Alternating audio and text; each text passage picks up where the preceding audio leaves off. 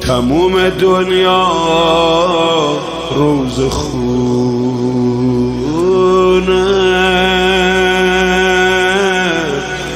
اشکام میریزه تو دونه، بهونه گریه ها امشب عموی صاحبت ساقی کربلا ابوالفضل،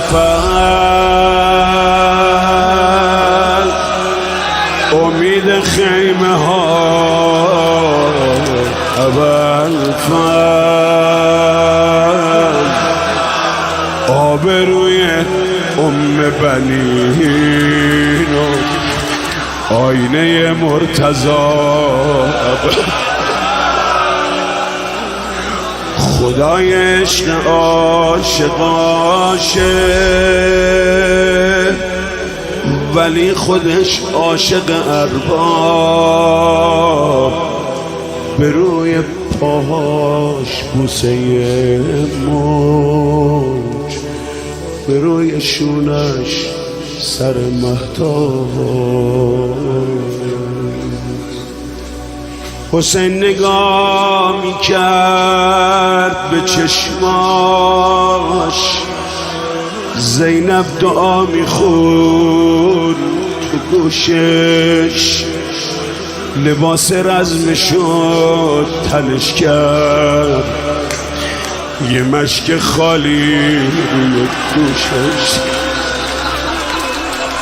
لالایی روباوین شد، بخواب مادر دورت بگرده، چشماتو روی هم بذاری، عموت با برمیگرد. کسی نمونده توی دنیا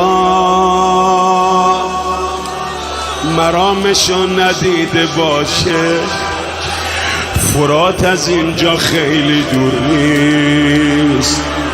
الان باید رسیده باشه، الان دیگه تو آب رفته، مشکشو زیر آب برده، عمو تو که میشناسی مادر،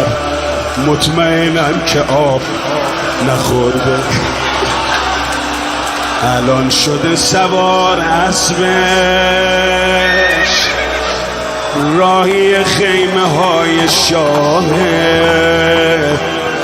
بذار ببینم از تو خیمه، چشم همه حرم به راه، یه جورایی دلم شروع کنار علقم شلوغه، حسین تنها بین لشگر، رو دامنش گرفت ارباب، سر شکسته برات امیر لشکرم بلند شد. بی تو کجا برم بلند شد،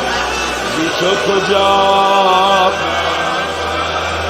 پاشو ببین که بی حیاها دارن میرن حرم، بلند شد، پاشو به داد برس،